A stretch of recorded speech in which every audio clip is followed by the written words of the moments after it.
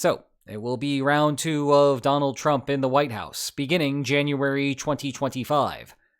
And while it is tempting to first think about how the change of occupancy in the Oval Office will affect the war in Ukraine, and I gotta raise my hand there, I am guilty of defaulting to that, there is another major conflict ongoing. And there is another one related to it that is liable to flare up at a moment's notice. Consequently, we leave the confines of Kyiv and head instead to Israel. Today, we are going to focus on a bizarre duality that the new Trump administration will soon encounter when it comes to peace in the Middle East. Trump will have 2 major foreign policy goals in the region: resolve the current active conflicts that Israel is involved in, and coax Saudi Arabia into a broader partnership. The problem for him, though, is that those 2 things are at odds with one another. As such, the real question for this video is to think about if there is a way for Trump to thread the needle. But we begin by jumping into a time machine back to September 15th, 2020. That is the date of the initial signing of the Abraham Accords, a political normalization between Israel and Bahrain and the United Arab Emirates, with the United States overseeing it. Recall that this was well into the era of a politically polarized world in the United States, where Trump was at times openly mocked by traditional allies as well. Despite that, the Abraham Accords represented a signature accomplishment of his administration. Middle East partners actually excited to sign something, and one that, in the future, he hoped to be on par with the Camp David Accords. Indeed, the process did not stop on September 15th. On December 22nd, Morocco also joined it. Then, on January 6th, 2021, so did Sudan. You would be forgiven if you were distracted by other news items that day. The point is that the Abraham Accords did something both politically and militarily significant, and it seems like it could be the start of something even bigger. What is that? Well, that is a good question. In fact, we should spend the rest of the video investigating the answer. But first, one of the overall themes for this video is security, so it is fitting that today's sponsor is Proton VPN. That's right. The same guys behind encrypted Proton Mail, Proton Drive, and Proton Pass are now here to help you browse online with enhanced privacy and private internet browsing. What puts Proton at the front of the line of the VPN marketplace? Well, it operates over 6,500 servers in more than 110 countries, has connections that can run up to 10 gigabytes per second, is compatible with all sorts of services, comes with NetShield to block ads and online trackers, and maintains a no-logs policy verified by independent auditors. Personally, I like using it to help me access websites when I am traveling internationally. It is really annoying when I want to access my bank and geo-restrictions get in the way.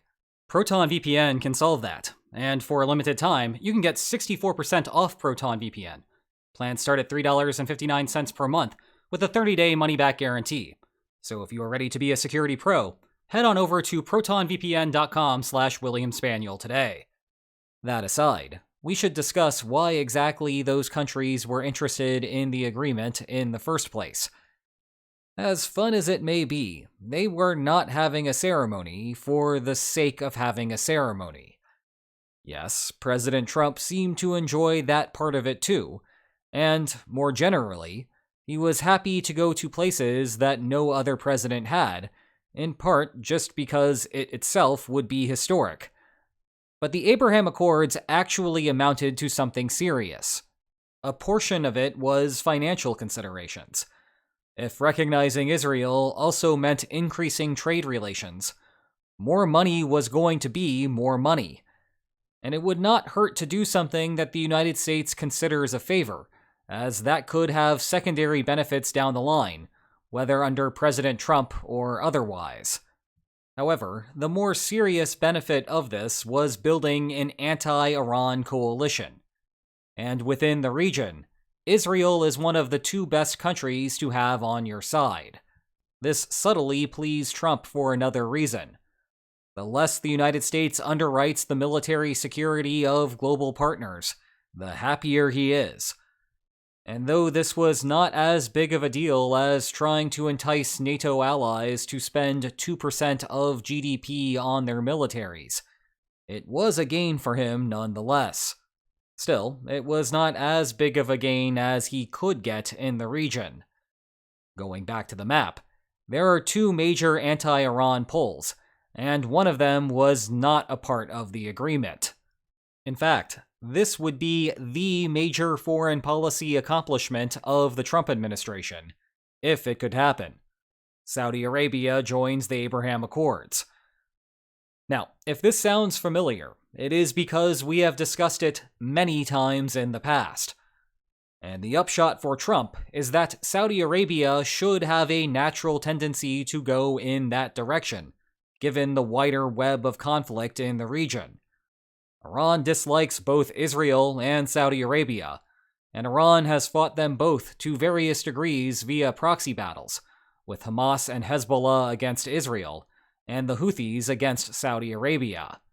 Moreover, there is plenty of speculation that Hamas's October 7, 2023 attack was done in part to try to stop such a coalition from forming. That is because the other Abraham Accords countries would look like small potatoes by comparison. A Trump-brokered alliance between Saudi Arabia and Israel would completely reshape Middle Eastern politics and make life much more difficult for Iran. And even better for Trump, it would allow the United States to take another major step back from the region and let the pair handle most of the problems on their own. One slight problem there, new to what will be Trump's second term. We are not going to be seeing any deal until the current conflicts wrap up. Israel is still deeply engaged in both Gaza along the Mediterranean and with Hezbollah to the north, never mind continuing expansions along the West Bank. However, the United States can do something about these things. After all, no country expends more resources trying to manipulate conflict outcomes as a third party. The good news is that such attempts can have good theoretical grounding. Fans of lines on maps know that wars are caused by a combination of substantive disagreement plus a bargaining friction. Well, if you throw enough money at the problem, you can convince the country in question to overlook the bargaining friction and make concessions on the substantive disagreement it would otherwise find unacceptable. You are essentially bribing them for their compliance. We can add some window dressing and call it a peace subsidy, but the effect is the same one way or another. Now, sometimes it is cheaper to buy off one side or the other, or perhaps a combination of the two. But the situation that Trump is looking at only has one plausible solution for all intents and purposes. As much as liberals decried the Harris campaign's refusal to take a firmer stance against the humanitarian crisis in Gaza, Trump was always the more ardent supporter of Israel, lest we forget that he moved the U.S. Embassy from Tel Aviv to Jerusalem. Okay, deep breath. Whew. Given that, it is hard to imagine that Trump will threaten to cut aid to Israel if Israel prolongs the war in Gaza and continues to take action in Lebanon. Of course, that might have the intended effect. If a peace subsidy is a carrot, then this would be the stick, albeit significantly less adorable than that one. But intended effect or not, the point is that cutting military aid would also inhibit Israel's ability to continue, something that Trump would not want to do. Now, Trump is obviously not about to be providing subsidies to Hamas or Hezbollah. In contrast, a stick in that direction would be more plausible. But remember that Trump is isolationist. Attacking either of those parties would make the United States a party to the war itself. And Americans are not particularly eager to get involved in the area, even if memories of Afghanistan and Iraq are from a long time ago. Thus, forget about the stick. Consequently, the only option left over is to give further carrots to Israel, say, promises of more favorable prices on arms sales or outright donations, but only if Israel leaves the Gaza Strip and heads home from Lebanon. You see the problem? That means money and outright buying more security in the region, something that is at odds with Trump's standard perspective. That said, as I previewed at the start of this video, there is possibly a way to thread the needle. If the plan comes with some reasonable pathway to a partnership between Israel and Saudi Arabia, then yes, it may cost the United States something more upfront. But it could also mean that the United States conserves resources in the long run by eventually taking a step back in the region. The key to this is Trump's desire to maximize historical recognition, which may convince him to make that short-term sacrifice, and, ironically, could make him more likely to settle those conflicts than a hypothetical Harris administration would have been, despite her Israel-leaning, but still comparatively neutral stance. Unfortunately, though, there is an even bigger problem here. The United States does not get to make this decision alone. Israel, as a starting point, has to agree to it. And right now, Netanyahu seems set on a path of war continuation. He has even fired his defense minister on the morning of the US presidential election.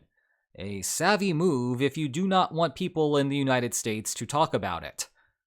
Meanwhile, Saudi Arabia is effectively giving Iran a veto over the process by holding back any motions until the conflicts are over. But that means that Iran can just pay proxies to continue conflicts to stop that from happening.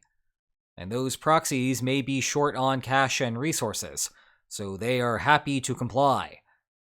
There is a parallel here to NATO refusing membership to any country with an ongoing territorial conflict, which thereby incentivizes Russia to create territorial conflicts in Ukraine.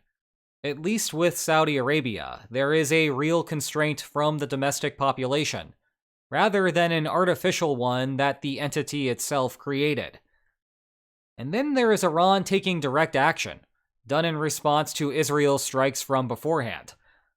All of that is to say that Trump is not about to be bringing peace to all of the Middle East. We can cross Iran off of that list.